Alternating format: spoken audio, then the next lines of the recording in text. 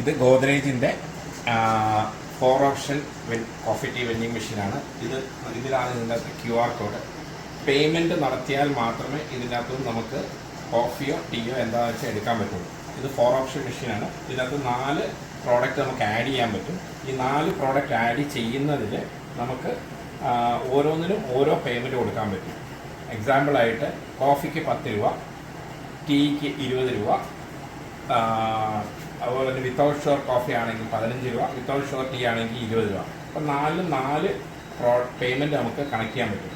നമ്മൾ എല്ലാം അതുപോലെ തന്നെ പേയ്മെൻറ്റ് നടത്താൻ നേരത്ത് ഒരെണ്ണത്തിൻ്റെ പ്രോഡക്റ്റായിട്ട് എടുക്കാൻ പറ്റും. അതല്ലെങ്കിൽ 4 പ്രോഡക്റ്റ്, 5 പ്രോഡക്റ്റ്, 6 പ്രോഡക്റ്റ് എത്ര അതിൻ്റെ പേയ്മെൻറ്റ് അടച്ചാലും ആ പേയ്മെൻറ്റ് മുഴുവനായിട്ട് അടച്ചിട്ട് ബാലൻസ് വരുന്ന എമൗണ്ട് ഇതെടുത്ത് കഴിയുമ്പോൾ നമുക്ക് 1 മിനിറ്റ് അല്ല 2 മിനിറ്റ് ബാലൻസ് ഉണ്ടെങ്കിൽ ആ ബാലൻസ് പേയ്മെൻറ്റ് നിങ്ങൾ ഏത് പേയ്മെൻറ്റ് വഴിയാണോ നടത്തിയത്, ലൈക്ക് ഗൂഗിൾ പേ, GPay അല്ലെങ്കിൽ ഫോൺ പേ അല്ലെങ്കിൽ ഏതെങ്കിലും നെറ്റ്വർക്ക് കൂടെ നടത്തിയ ആ പേയ്മെൻറ്റ് അവർ നടത്തിയ എമൗണ്ട് ബാലൻസ് ഉണ്ട്, ആ അക്കൗണ്ടിൽ തന്നെ ബാലൻസ് വരും.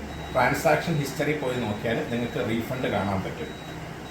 പിന്നെ ഇതിൻ്റെ പേയ്മെൻറ്റ് എടുക്കുന്നത് എങ്ങനെയാണെന്നുള്ളത് കാണിച്ചു തരാം. QR കോഡ് ഇതിൻ്റെ അകത്ത് എടുക്കുന്നത് എങ്ങനെയാണെന്ന് ചോദിച്ചു കഴിഞ്ഞാൽ ഇവിടെ QR വരും, കാണിക്കും. ഇത് നിങ്ങളുടെ QR, കസ്റ്റമറുടെ QR ആയിരിക്കും. ഈ QR നിന്ന് QR കൂടെയാണ് നിങ്ങളുടെ പേയ്മെൻറ്റ് നിങ്ങളുടെ അക്കൗണ്ടിലേക്ക് എമൗണ്ട് ട്രാൻസ്ഫർ ആവുന്നത്. ഈ QR ആയി കഴിഞ്ഞാൽ ഉടനെ അതിനകത്ത് ആ QR വെച്ചിട്ട് നമ്മൾ പേയ്മെൻറ്റ് സിസ്റ്റം ചെയ്യാൻ പോവാണ്. അപ്പം നോക്കിക്കോളൂ, പേയ്മെൻറ്റ് ഇടാൻ പോകുന്നു. ഒരു 50 കിട്ടോ, പേയ്മെൻറ്റ് ഇട്ടു. അപ്പോൾ അത് ഇപ്പം പേയ്മെൻറ്റ് ഇടുവാണ്. പേയ്മെൻറ്റ് ഇട്ടു.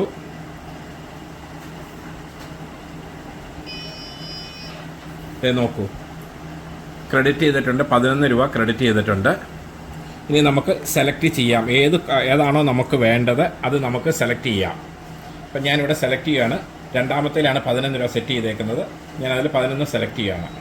അപ്പോൾ ഈ സാധനം കോഫി അല്ലെങ്കിൽ ടീ ഏതാണെന്ന് വെച്ചാൽ അതിൻ്റെ ഔട്ട്പുട്ട് വരുന്നതായിരിക്കും.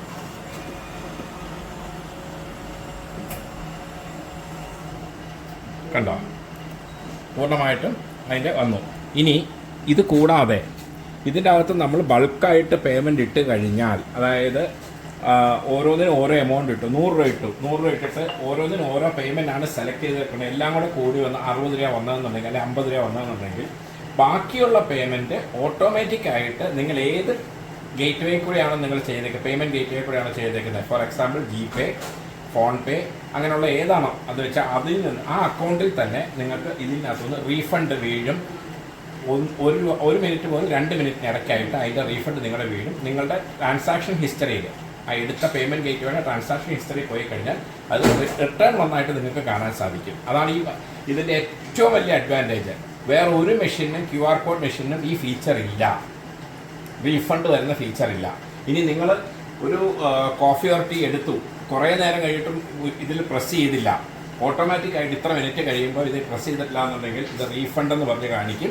അതും നിങ്ങളുടെ അക്കൗണ്ട് നോക്കിക്കഴിഞ്ഞാൽ ആ ട്രാൻസാക്ഷൻ ഹിസ്റ്ററിയിൽ നിങ്ങൾക്ക് ആ റീഫണ്ട് എമൗണ്ട് കാണാൻ പറ്റുന്നതായിരിക്കും. പിന്നെ ഞാൻ ഓരോന്നിൻ്റെയും പറഞ്ഞു, ഓരോന്നിനും ഓരോ പേയ്മെൻറ്റ് കൊടുക്കാൻ പറ്റും. ഇതും വേറൊരു QR കോഡിനും ഈ ഫീച്ചർ ഇല്ല. അതാണ് ഏറ്റവും വലിയ അഡ്വാൻറ്റേജ്. നമുക്ക് കോഫിക്ക് ഫോർ എക്സാമ്പിൾ, ഞാൻ സിമ്പിൾ എക്സാമ്പിളായിട്ട് പറഞ്ഞുതരാം. ആദ്യത്തേൽ നമ്മൾ കോഫിക്ക് 1 രൂപ കൊടുക്കാം, ടീക്ക് നമ്മൾ 2 രൂപ കൊടുക്കാം, മൂന്നാമത് ഹോർലിക്സിന് വേണമെങ്കിൽ 3 രൂപ കൊടുക്കാം, ബദാം മിൽക്കിന് വേണമെങ്കിൽ 4 രൂപ കൊടുക്കാം. അങ്ങനെ 2 രൂപ. അപ്പം ഓരോന്നിനും ഓരോ പേയ്മെൻറ്റ് നമുക്ക് കൊടുക്കാം. അപ്പം നമുക്ക് ഒറ്റ സ്ട്രെച്ചിൽ തന്നെ 4, 5, 6, 8, 10 കപ്പ് വേണമെങ്കിലും എടുക്കാൻ പറ്റും.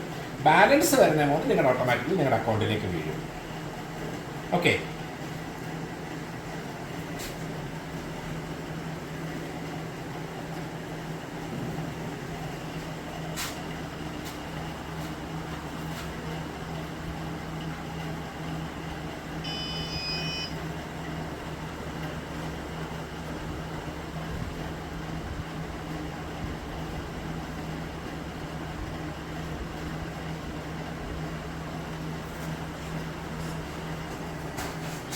ശ്രദ്ധിക്കുക.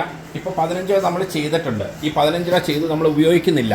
നോക്കിക്കോളൂ, കുറച്ച് കഴിയുമ്പോൾ ഇത് റീഫണ്ട് എന്ന് പറഞ്ഞ് വരും. ശ്രദ്ധിച്ച് കാണുക, സ്ക്രീനിൽ നന്നായിട്ട് തെളിഞ്ഞിട്ടുണ്ടാവും. പ്ലീസ് സെലക്ട് എന്ന് നമ്മൾ സെലക്ട് ചെയ്യുന്നില്ല എങ്കിൽ കൂടിയും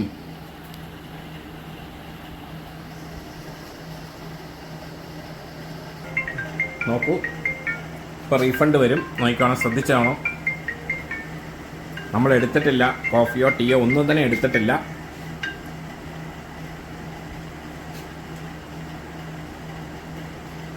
സ്ക്രീനിൽ ശ്രദ്ധിച്ച് നോക്കിക്കോണം. റീഫണ്ട് കാണിക്കും, റീഫണ്ടഡ് എന്ന് പറഞ്ഞ് എഴുതി കാണിക്കും. നമ്മൾ ഇത്രയും നേരമായിട്ട് എടുക്കാത്തതുകൊണ്ട് അവർക്ക് സിസ്റ്റത്തിന് അക്സെപ്റ്റ് ചെയ്യാൻ പറ്റുന്നില്ല, എമൗണ്ട് നിങ്ങൾ എടുക്കാത്തത് കാരണം.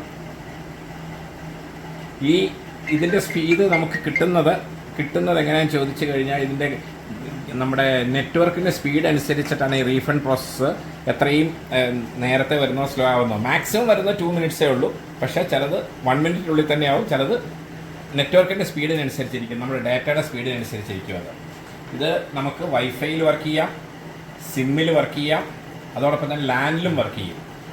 ഏറ്റവും നല്ലത് സിമ്മിൽ വർക്ക് ചെയ്യുന്നതാണ്. കാരണം വെച്ച് കഴിഞ്ഞാൽ വൈഫൈയിലും ലാൻഡിലും ഒക്കെ കുഴപ്പമെന്ന് വെച്ച് കഴിഞ്ഞാൽ നമ്മൾ വലിയ കോർപ്പറേറ്റ് ഓഫീസ് ആണെങ്കിൽ അവർ ലാൻഡിലൊക്കെ ചെയ്യുമ്പോൾ നമ്മുടെ ഇതിൻ്റെ മാക് ഐ ഡി അവർ റിലീസ് ചെയ്ത് തരണം. ശ്രദ്ധിക്കൂ, റീഫണ്ടഡ് ആയി കണ്ടോ. ഇതാണ് ഈ മെഷീൻ്റെ ഏറ്റവും വലിയൊരു അഡ്വാൻറ്റേജ്. ഉടനെ QR കോഡ് കാണിക്കും റീഫണ്ട് ആയി കഴിഞ്ഞാൽ ഉടനെ വീണ്ടും നമുക്കടുത്ത പിന്നെ ഉപയോഗിക്കാൻ പറ്റും. ഇത് നോക്കൂ, ആ എമൗണ്ടിൻ്റെ റീഫണ്ടാണ് ഇവിടെ വന്നേക്കുന്നത്. ശ്രദ്ധിച്ചാൽ മനസ്സിലായി. ഇതിൻ്റെ ലാസ്റ്റത്തെ ഇതാണ്, ഇതല്ലേ റീഫണ്ട്. ആ എമൗണ്ട് റീഫണ്ടായിട്ട് വന്നേക്കുന്നു. കസ്റ്റമർ ക്രെഡിറ്റഡ് ദിസ് എമൗണ്ട് ₹15 റീഫണ്ടായിട്ട് വന്നേക്കുന്നു. ഇതാണ് ഓട്ടോമാറ്റിക്കായിട്ട് റീഫണ്ട് നിങ്ങളുടെ അക്കൗണ്ടിലേക്ക് വരുന്നത്. ഇത് ട്രാൻസാക്ഷൻ ഹിസ്റ്ററിയിൽ നമുക്ക് കാണാൻ പറ്റും, മെസ്സേജ് വരികയും ചെയ്യും ബാങ്കിൻ്റേത്.